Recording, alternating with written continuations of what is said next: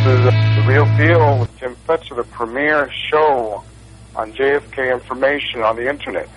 Proud of it, too, and we're working hard to keep it that way.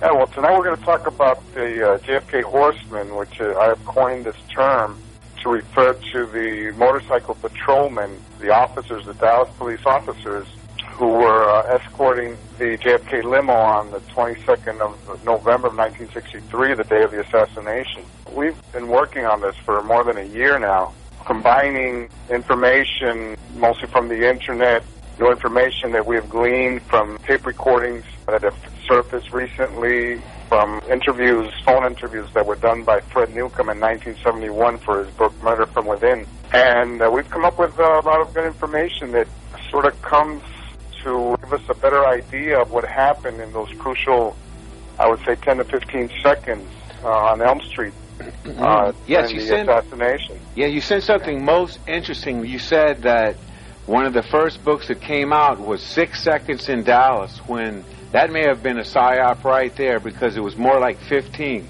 Can you elaborate on that? Yeah, well, you know, back in 1966, one of the first books that came out criticizing the Warren Commission was by Josiah Thompson.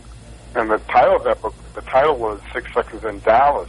Well, 6 seconds referring to the time where they thought that the assassination took place during those crucial supposed 6 seconds on Elm Street. Well, now, with all this new information that we have, it starts to become more and more the case where it might have been as much as 15 seconds.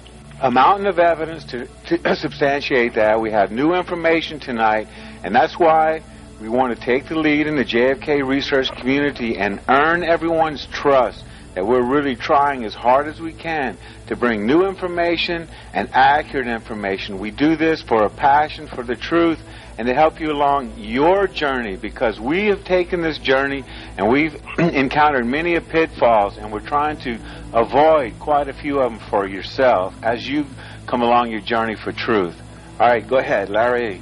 On November 22nd, 1963, what we have coined the motor jockeys of JFK Horsemen were divided in groups of 4, among them 18 motorcycle patrolmen led by Sergeant Stavis Ellis, where we had the lead motorcycles, and then we had groups where we had around the motorcycle, the JFK limo, successively all the way back to the press bus, where we had Marion Baker, who was accompanying the press bus. The 4 main motorcycle patrolmen that day were Bobby Hodges and B.J. Martin on the left side of the limo, and James Chaney and Douglas Jackson on the right. All right, so everyone remember that. Chaney and Jackson on the right. Then we had Hodges, and who was the other fellow? B.J. Martin. All right, now the famous person way in the back is Marion Baker, and he's the one who's in the famous clip where he's rushing into the school book depository and supposedly runs into Oswald in the lunchroom. That's actually in JFK, Oliver Stone's movie. Yeah, and he is seen in a couch film where he's visible getting off his motorcycle and running towards the entrance of the TSDB. And what film is that? The Couch. Okay, can you spell it for us? C-O-U-C-H. All right, so that's a famous film, and you JFK researchers, including myself, need to know that. Go ahead. Now, first of all, Bobby Hodges is the first motorcycle officer that we're going to talk about today and run some clips for you. Well, most researchers are familiar with the story of how Bobby was hit with brain and skull matter with such force that he thought he himself had been shot. And, well, how important did the commission consider Hodges' experience that day? Well, they dedicated a total of 3.5 pages to his testimony, Gary. Mm-hmm. So what we want to do is trace Hodges' movements after the shots, where Hodges testified that he ran to the light post and then he ran up to the little wall, obviously reacting like everyone else who was going up at the top of the knoll. Now that little wall that he's talking about is actually the little pedestal where Abraham Zapruder had been filming. Right. Now the lamppost, that's where the Newmans were standing? Yeah, right in front of the Newmans, exactly. Okay. Exactly. What we see in the Bell film, standing by the lamppost, when you look at that, a couple of those images there, you'll see that Zapruder's not on his pedestal anymore. So that gives you an idea of the timeline of when image that we extract from the Bell film as far as the timeline is concerned. So Hodges, when you see him there standing by that little lamppost, we're talking about already probably a minute has gone by. So what that tells us is that a couple of frames, maybe more frames than we realize from that Bell film have been removed. Amazingly enough, because we don't see Abraham Zapruder there. And so what this tells us is that Bobby has already gone up and come back and stood by the lamppost on his way to go back and cross Elm Street again to remount his motorcycle and then go under the underpass and come back, which is what he did.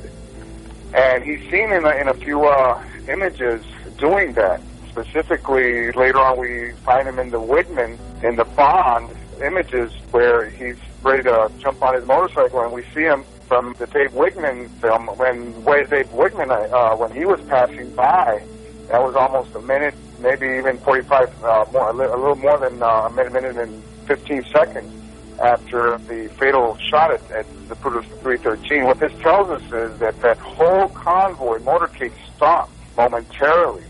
Now, what we want to try to do is figure out how many seconds it stopped. I'll just briefly play a couple of clips here by Bobby Hodges, and in this first clip, not only does he talk about the limo stuff, but he also talks about Jackie getting out of the car and the reason that Jackie was trying to get out of the car. Shot or something. Oh, you talking about Jackie Kennedy? Was that Jackie yelling that? Oh, afterwards, yeah. Boy, she was. What was she yelling? Huh? Do you remember what she was yelling? Yeah, oh my God, they killed Jack, something like that. But I'll tell you what, is this off the record? This is all off the record. It is? Yes, sir. I'm not writing any kind of a book. Have no fear. Well, what struck me strange, he started, excuse me, when he fell over to his left, and she was sitting on the left, and that Secret Service man almost stopped that car. Right. And but after the first shot, we almost stopped the car. Then after the second shot, well, he fell over on Jackie, and she just didn't want to have anything. She didn't want to touch her, and she was trying to get out of that car. She wasn't concerned with getting that Secret Service agent. He was just blocking her way to get down. Right. That was Clint Hill, I think. Huh? That was Clint Hill who was trying to keep her in. Her bodyguard. Yeah. Well, he did. All right, she couldn't get out. That kind of feels strange to me. I kind of think that there was some action in the car. Why the hell would she want to get out of the car? Scared, I guess. Just panicked. That's the only other thing that I can think of. Because she was hollering unintelligible words. I didn't understand what she was saying. Okay, so that's our first clip on Bobby Hodges, and now I want to play a second clip from Bobby Hodges regarding the limo stop. Was that the only time that it stopped? That and over at the on Elm Street? Yeah, I believe so. Do you remember how long it stopped when it was on Elm Street? Oh, you mean after that first shot? Right. Only about 3-4 seconds, maybe 5 or 6. That's all. You say it stopped for about 5 or 6 seconds? Yeah, but you won't find that in the Warren Commission report. Don't they claim that it stopped? Huh? Don't they claim that it stopped? No. I don't think he didn't. You've seen a rolling stop, haven't you? It's going less than 1 mile an hour. Right. Well, that's what he was doing. He wasn't completely stopped to the dead still. You guys on the bike must have had a hell of a time trying to stay up on the bike. Yeah, we did. Just about walking him. Huh? You were just about walking with him. Yeah, that's right. We burn our clutches quite a bit on this course like that. Right. Now, Gary, Bobby Hodges is talking about 5 or 6 seconds for the limo to stop. Now, 5 or 6 seconds is a long time. How clear can you be? And unfortunately, yes, he's pretty clear on that in this audio tape. Now, we don't see that in the Zapruder or the film or the Nix films. That's right, because they've been altered. Well, apparently, but all this information that we're starting to see now, it had been, unfortunately, it had not come out. It had been around, since 1971. Like I said, only now are we realizing the importance. So this is an interview conducted in 1971 by Fred Newcomb for his book Murder from Within. We have other instances where Bobby has spoken about this. For example, on June 26, 1995, and this is a clip that you have over there in your studio. Hodges was interviewed, and this is an interview that is also on YouTube. And I'm not sure. I believe Ian Griggs might have done this one. And he also talks about the limo stopping. And I'll quote here, Hodges, he said, "This is not to be shown publicly, but that guy slowed down. Maybe his orders was to slow down, whether the rest of the guys." He's interrupting Mr. Greer, the driver of the presidential limousine, and Hodges said, "Yeah, the presidential limousine slowed down almost to a stop." This is not to be shown publicly, but that guy slowed down. Maybe his orders was to slow down where the rest of the guys... This is Greer, the driver of the presidential limousine. Yeah, presidential limousine slowed down almost to a stop. All right, there you go. Right. See, a lot of times we didn't realize the historical significance of what these guys were saying. And they were saying it a long time ago, and these guys were right there. Bobby Hodges to the left, Rear, the one who famously said he thought he had been hit, he'd been sprayed by so much brain matter. So there you go. And you know what's so amazing to me also, Gary, that none of the men that were closest to the assassination, which were these 4 motorcycle cops, were never interviewed by anybody except, in fact, nobody interviewed them, not the FBI, the Secret Service, the Dallas Police Department. Only 2 of them went before the Warren Commission, which were Marion Baker and Bobby Hodges. I believe B.J. Martin went to before the Jim Garrison for the Strawn trial in 1969. And so basically, the most important witnesses to the assassination were totally ignored. And I want to. This is really funny. It might, or if it wasn't so tragic, it wouldn't be funny. Yeah, it reminds me of Gomer Pyle. Surprise, surprise, surprise. Yeah. Surprise, surprise, surprise. Well, and this is really something, because James O'Malley, and this happened in 1975 when the FBI belatedly interviewed some of these motorcycle cops. They brought James O'Malley out of retirement to try to explain why these motorcycle policemen were not interviewed at the time. And I'm going to quote here. Regarding the motorcycle officers, he speculated, they never came to our attention as being persons who could furnish pertinent information. Now, I have to laugh because, there's just no other reaction. I think it's downright absurd. Guilty. And disrespectful.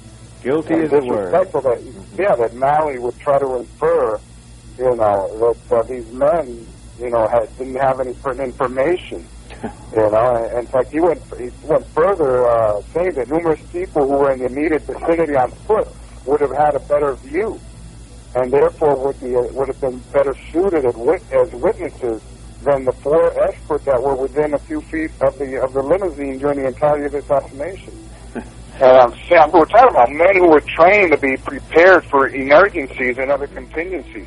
Yes. So, Gary, this wasn't their first motorcade by any stretch of the imagination.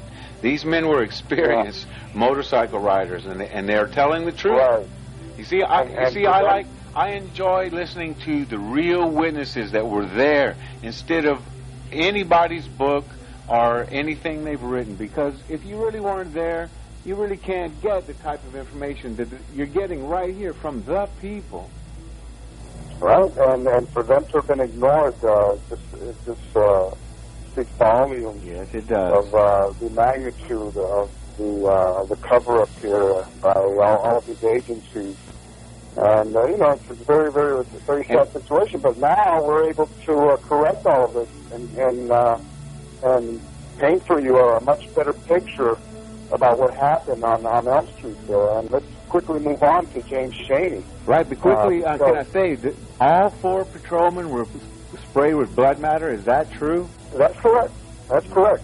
The night of the assassination, James Shaney was interviewed by ABC News, and even the reporter made a comment saying that this patrolman was so close to the president following the 3 shots that his uniform was splattered with blood. And we also have Douglas Jackson, who was splattered with blood. He was right behind Shaney. So all 4 of them were splattered with blood and brain debris. The only thing that we note is that Bobby Hodges was the one who was the most splattered with blood, followed by B.J. Martin. Right behind him. So that's right, it was right behind him. James Shaney was the officer that is seen in the Option 6, looking right at Kennedy, looking to his left, and who he is to Kennedy's right. And in the famous Option 6 photograph, he cannot be more than 3 feet away. Arm's length. From JFK. That's right. So he had first row seats to the assassination. And he was not called? He was not called? Never, of course not. Well, don't forget also that he drove up to tell Chief Curry about the severity of the shots, of how bad JFK had been hit. And that's something that I'm going to talk about a little bit if we have a chance, because a lot of my research also indicates the people that were in Curry's car, namely Sheriff Decker, FBI Agent Winston Lawson, or Sorrells, who was in the backseat of the lead car. And we need to specify what was the lead car. The lead car was the car that Chief Jesse Curry was driving. Bill Decker. And it was right in front. Bill Decker in the back seat and 4 Sorrells. And they're seen in the Option 7. And in the Option 7, we've talked about it in a previous show, you can see the brake lights are on. And you can also see Sheriff Decker turned around, looking right at what's going on in the JFK limo. What I have researched, and I've come to the conclusion that the people that were in that car, Ford Mercury, did not need Shaney to come up to tell them what was going on in JFK's car, that JFK had just had his brains blown out. Shaney is popularly known to have been the motorcycle cop that drove up to tell those people about what was going on. But like I said before, the Option 7 has been altered, just like a lot of the rest of the photographs. Right, to obfuscate that fact that they were turned around watching everything. That's right. We've done a show about this. It's on record and it's in the archives. Anybody wants to listen to that. But basically, James Shaney gave us much more information, and he fills out more of the picture when he talks about how Bobby Hodges, after he dismounted from his bike, ran in between the 2 limos. Now, this dovetails with what Bobby Hodges is talking about, where they stopped for 5 or 6 seconds that we just talked about. So when James Shaney talks about Hodges running in between the 2 limos, then it's pretty obvious that that whole caravan, that whole motorcade stopped completely. To a complete stop, and I want everyone to get that this clip proves that the entire limousine came to a complete halt. If you have a man running in between the 2 cars, and they were close together. That's right. So let me play that for you real quickly here. Okay? Okay. All right. Hodges comes off the motor and runs off the lane. I don't recall myself stopping for that stop thing, so I must have come almost to stop Hodges to get off this motorcycle over on the left-hand side and run between those 2 cars and run late. Apparently I don't recall stopping, but I must. Well, look, we'll hold it right there. This is the real deal. We'll be right back with Larry Rivera and new information about the Horsemen, the men who are riding closest to Kennedy. We can now say, with moral certainty and considerable scientific authority, that the death of JFK was committed by a meticulously executed conspiracy which was obscured by an extensive cover-up. Murder in Dealey Plaza, edited by James Fetzer, goes to the heart of the JFK assassination. You'll read new and up-to-date information regarding the Secret Service, the Lincoln limousine, the medical evidence, the cover-up, altering the film, framing the patsy, and the silent historians. Also, 16 smoking guns, each one crushing the government's lone assassin scenario. A world-class chronology of November 22nd, 1963. Chapters by David W. Mantic, Gary Aguilar, Vincent Palomera, Douglas Weldon, Jack White, Ira David Wood III, James H. Fetzer, Doug Horn, and a classic essay by Bertrand Russell. The complete story in the pages of one single book, edited by James H. Fetzer. Read it now. Read it again. You'll use it as a reference. Murder in Dealey Plaza. Available at Amazon.com and major bookstores around the world. It's murder. We're running a little behind, so we're going to get right to it. Let's go, Larry. Okay, now, in 1975, I was mentioning about the FBI interviewing the motorcycle cops. And at that time, they were mostly preoccupied with establishing that the motorcycle officers heard 3 evenly spaced shots, and that each of them looked over their right or left shoulder towards the Texas School Book Depository. Now, as we go on, with the next couple of motorcycle officers that we're going to talk about, we're going to realize that was a total fabrication, okay? Because when you look at the Zapruder film, you don't see any of them looking over their shoulders, and you don't see any of them reacting or flinching or anything in response to gunfire. Mm-hmm. So because they couldn't hear anything. That's right. Because from the research that I have done, it's pretty obvious that they could not hear anything over the noise of the Harley Davidsons, that they were riding in. And this also is important because I spoke to Tony Glover a couple of weeks ago, and one of the things that Tony remembered most was the enormous noise that 8 motorcycles, she said, 8 motorcycles, me and James Norwood, Professor Norwood, interviewed on September the 6th. Mm-hmm. And we had a very interesting interview with Tony, and she was talking about this, and she spoke about the noise of the sirens and the noise of the Harleys and whatnot, and that most people didn't actually hear anything. Right. So, how could these motorcycle officers hear gunshots over the din of the motorcycles is beyond me, especially when they were riding in pairs, Gary. So that's one of the issues here that we're going to talk about. And also James Bowles,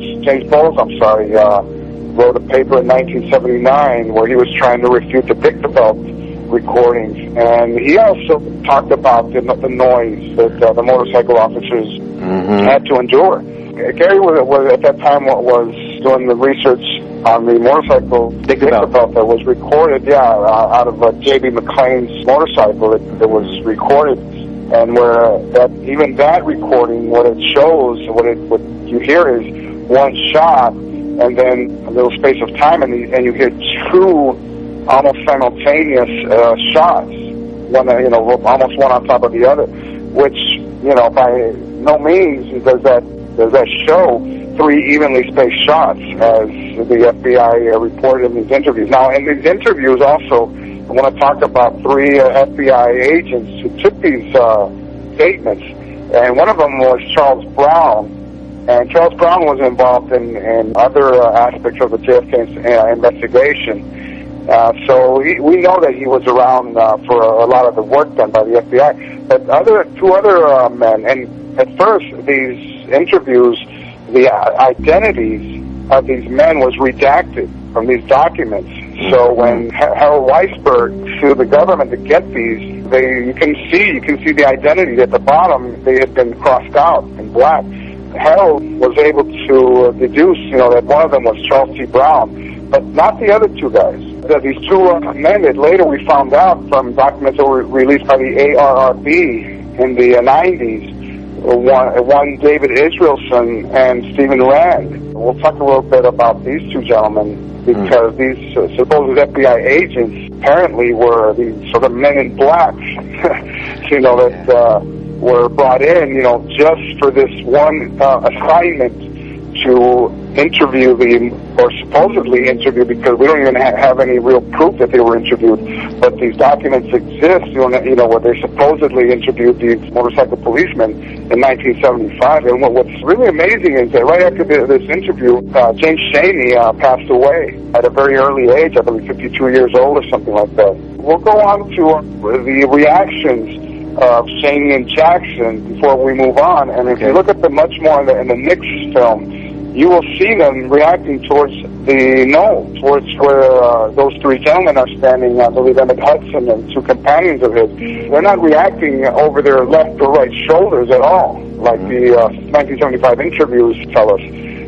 Instead, they're reacting towards the knoll, looking into the JFK limo and then straight up there towards the picket fence.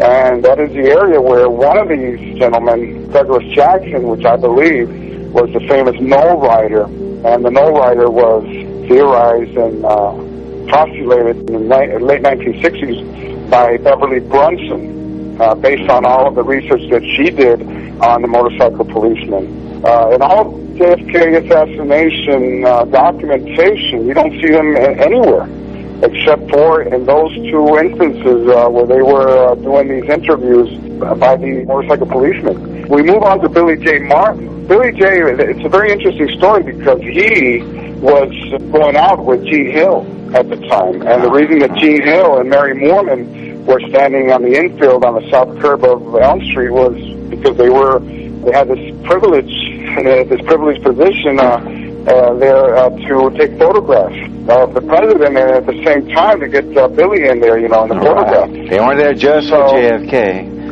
Yeah, so Gene wrote a book called JFK, The Last Dissenting Witness, and the importance of this book is enormous because Gene gives us a lot of inside information on what was going on with the motorcycle policemen, what they were going through in the immediate aftermath. And as a matter of fact, Billy went on a hunting trip and totally disappeared right after the assassination. And Billy was one who talked about that he couldn't hear anything. He couldn't hear the shots over the noise of his motorcycle. And he never came back? But he came back weeks later. I see. After the smoke had cleared, so to speak. So he told Gene that he couldn't see what was happening.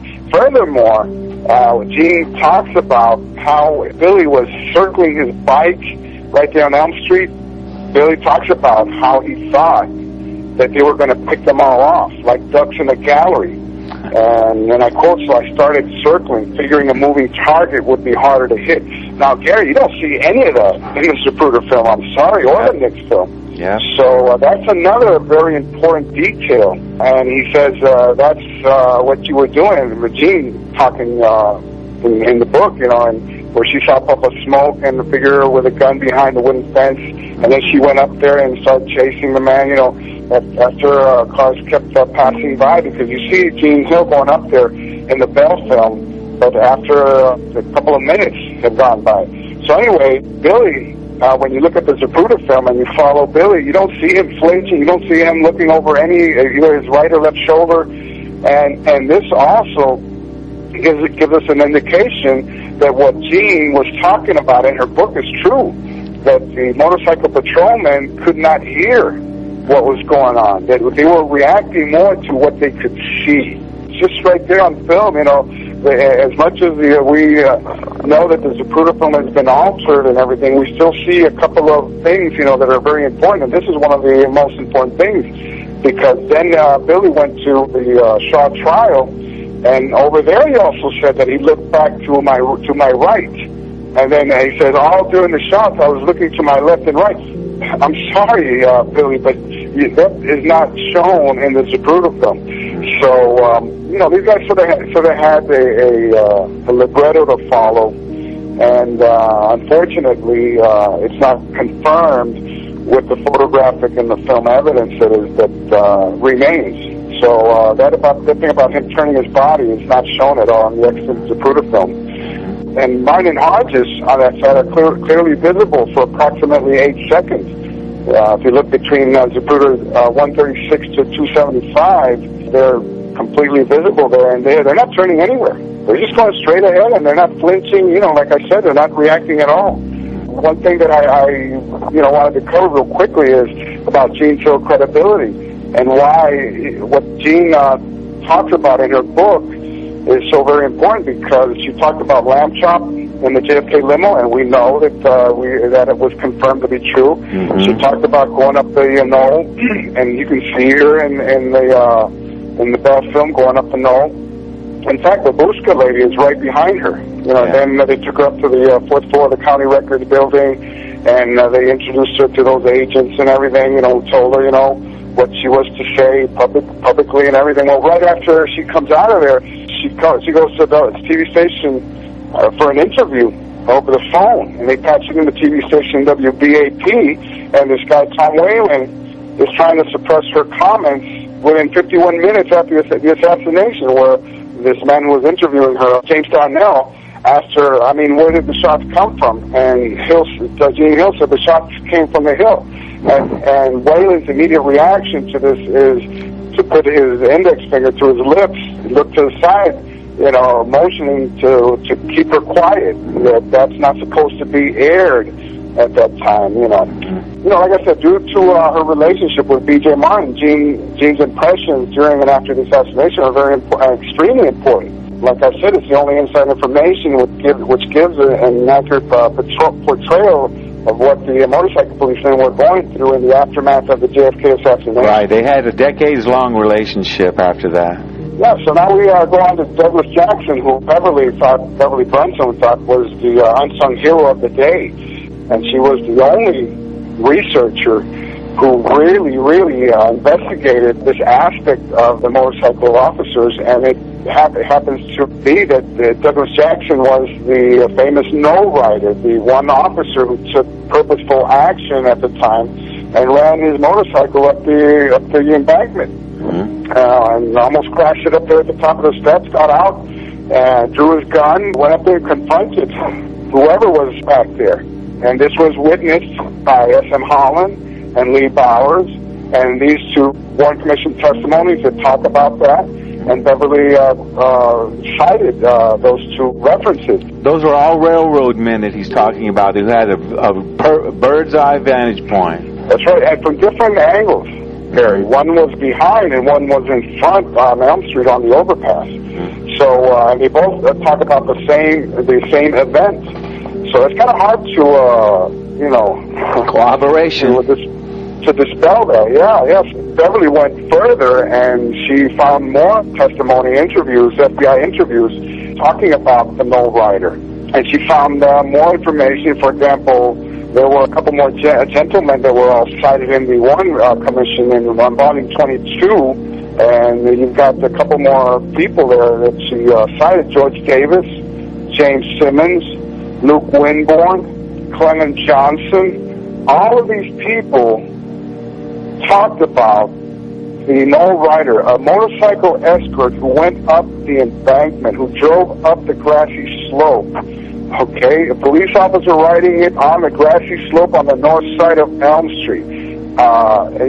Johnson said his attention was attracted to the motorcycle escort. Stated that white smoke was observed near the pavilion, but he felt that this smoke came from a motorcycle abandoned near the spot by a Dallas policeman. All this information backs S.M. Holland and Lee Bowers. I'm just giving you facts. Brunson was very convinced that it was Mr. Jackson, and she called him, like I said, an unsung hero. Unfortunately, Douglas Jackson sort of disappeared right after the assassination. And another thing that's very interesting and very important about Douglas Jackson, I'm going to tell you about this right now. He was the only motorcycle officer who wrote an account of his experience that day. This written account found its way to the grapevine, so to speak, and we now have the information that he was offering about what happened that day. And I'm just going to quote one line here from that manuscript that he wrote the night of November the 22nd, 1963. And I'm going to quote here, and Secret Servicemen were running past the presidential car, drawing their guns as they ran. Now, if you look at that statement, I don't see how you can ignore this, because this gives us even more evidence that motorcade, that caravan stopped on Elm Street to the point where Secret Servicemen were running past the presidential car. Well, I never did get too far from it, so I'd have to say that car just all but stopped. For how long a period of time would you say? Just a moment. Because of the length of time that I was stopped between the second shot and the third shot would have been but just a little bit. But I had stopped, put both feet down, looked toward the railroad track, back through the crowd, back to the car, time to see that third shot hit him. Then I turned around back to my right rear and looked again. Again, I never did look up at that window. Never did look up toward the top of the building. Right. Now you say the car came to that stop between the second and third shot here, Matthew. Yeah. And it stopped, and then that's when you were looking around at that point. Right. Then I looked back to the car again in time to see this Secret Service agent crawling over up on the back of it. Right, that was Clint Hill, I believe. Right. Yeah. He laid down right across the top of that convertible. Right over the seat. And again, you don't see this in the Zapruder film or the Nix film. Now, why? Why is that the case? You know, I mean, we're coming at them from so many different angles and directions here. You know, it's kind of hard to ignore it, Gary. There can be no doubt. You know, so there closes the deal here. What do you think, Gary? These were the people that were there. See, we tend to listen to people who have written books or the photographic evidence. I'm speaking specifically of Robert Groden, who just steadfastly will not come around to the realization, and I believe there's something behind it. I'm not exactly sure what it is, but the fact is that here, what we're trying to do is bring the people that were there and what they had to say. This is what the people had to say, and I believe the more you listen to them, especially in the very beginning, in the first 24 to 48 hours, is where the real truth is, and then you have to trace it from there. Exactly, and that's why we also have to offer this quote from Mr. Zapruder, and it's right there in the Warren Commission about what he experienced right after the shot, right after the headshot. And I'll quote this again also. Yes, some of them were motorcycle cops. I guess they left their motorcycles running, and they were running right behind me, of course, in the line of shooting. And we're giving you so many different citations and quotes here that back up the notion of the motorcycle cops running up the embankment, motor jockey hero Douglas Jackson driving his bike up the knoll.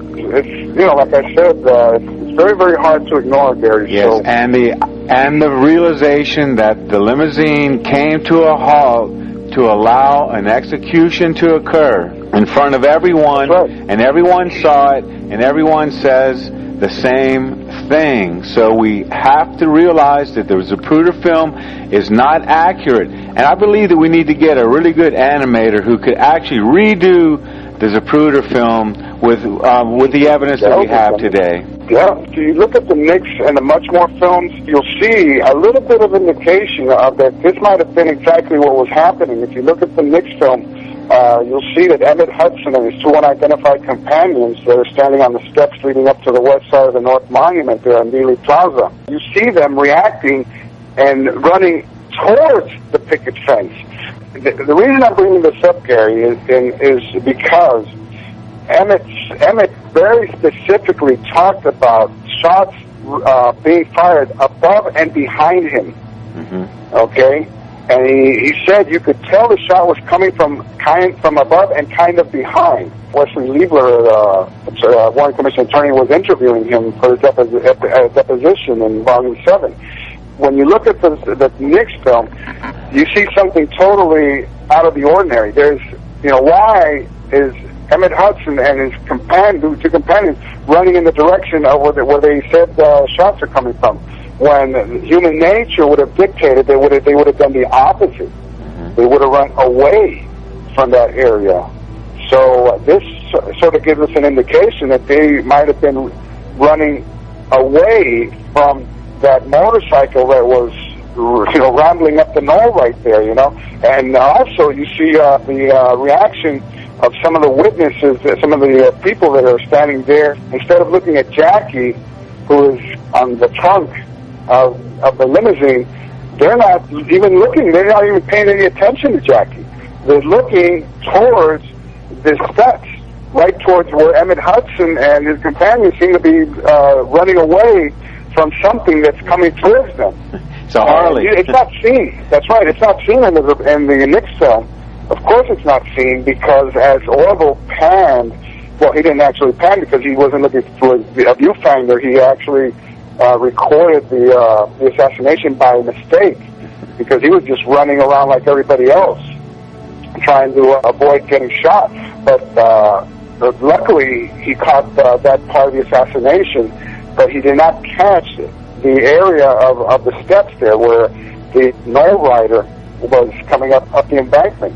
But you can see a reaction of some of the people there. And as I said, they're not looking at Jackie, which, as Brunson said, that was the fight of the decade, probably of the century. The first lady, climbing over the trunk of the car, trying to get out of the car, as we just heard Bobby Hodges talk about. I think you might be about to get run over by a Harley Davidson. That's right. So that's like I said, that's more evidence that, in my mind, that's pretty well defined there. That we have to find out why those people were running away towards the direction of the shots instead of running away from the shots. So not very many people talk about that. Larry, before we go, don't we have a clip of one of the motorcycle riders saying that they picked up a piece of brain and threw it in the car? Yeah, we still got more here, Gary. Let's okay, we're running out of time. We still have the Davis Ellis, and he's going to talk about the limo stop. Okay, here. The president's limousine stopped for a while, right at that point. Well, no, it didn't stop. It almost stopped. If you haven't ridden a motor, if you go so slow, your motor will want to lean to one side. You have to put your foot down and balance it. Right. Well, we were going so slow that's what was happening. We just happened to kick our foot down every once in a while. It was a very slow pace. This was after the first shot was fired. They cut the speed. Secret Service cut the speed on the convoy. Do you know for how long? Well, it was just momentarily. It never did stop, but it almost stopped. It got so slow, and we were just barely moving.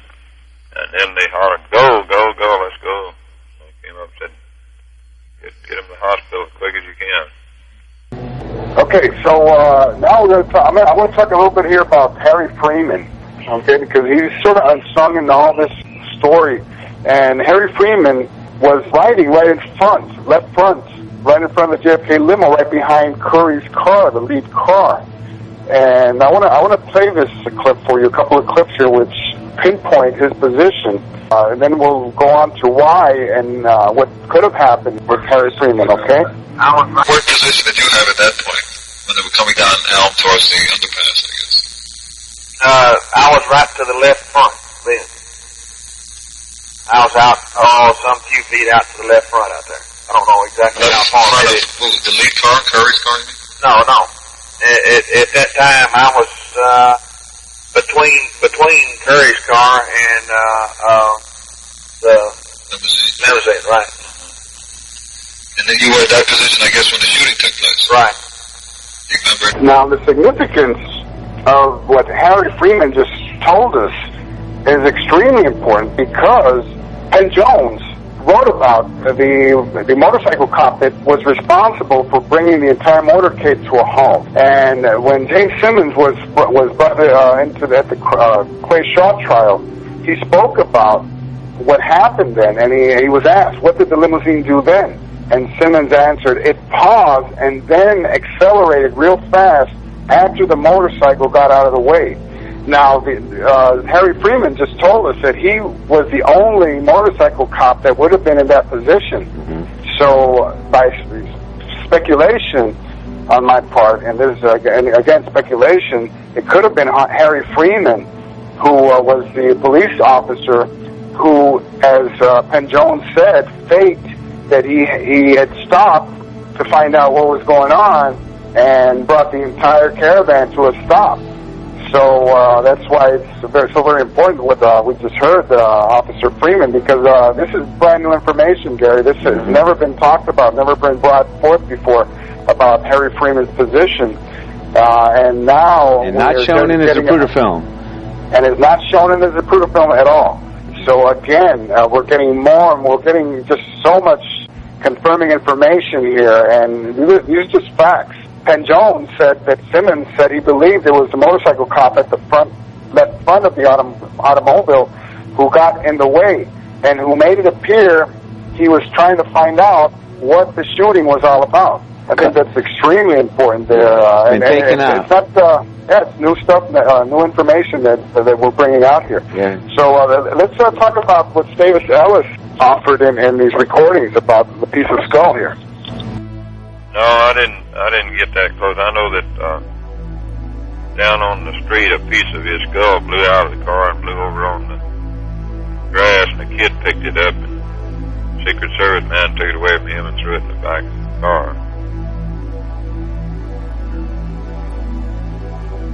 Our people, right there at the motor knew how bad he was hurt. I knew he was hit. I didn't know how bad he was until my man Cheney came up there and said he had no chance to get he said, he ain't got no chance, but let's go.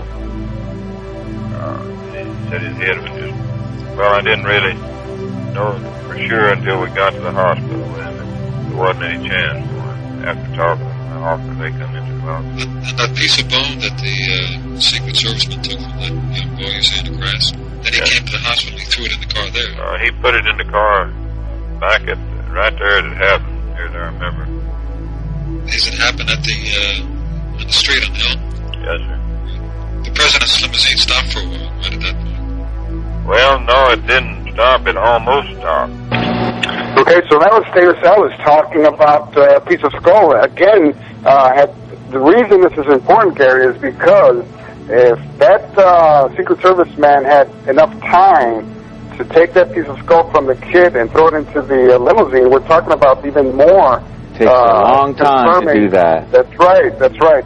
And finally, and this is information that offered by James Norwood, Professor James Norwood, who has investigated this also and is a very extremely competent JFK researcher. And he gave me information on Jimmy Corson. Jimmy Corson was also one of the horsemen who was in the back of the motorcade around the area where Marion Baker was. And he gave an interview for the 50th anniversary. And Corson talked about, and I'm going to quote here, everything stopped. When I pulled up to the left side of the car and looked in, Mrs. Kennedy looked up. There was brains and blood and hair on the jump seat in front of the president. And the flowers were all over the seat and on the floor. I knew exactly what happened to the president. This is stunning here, information that completely contradicts what is seen in the extant Zapruder film. It sort of seals the deal here, Gary. I don't see how, sort of wrap this all up. There are many instances here that we have given your audience that proves that the motorcade came to a stop, and not just for a couple of seconds, but maybe even more, as much as 5 or 6 seconds. We keep developing this information. Yes. Fortunately, now we know what really happened there on Elm Street. That's right. That's the number one secret in the JFK community. When it comes to new research, no one tops Larry Rivera. This is a real deal. We'll see you next week.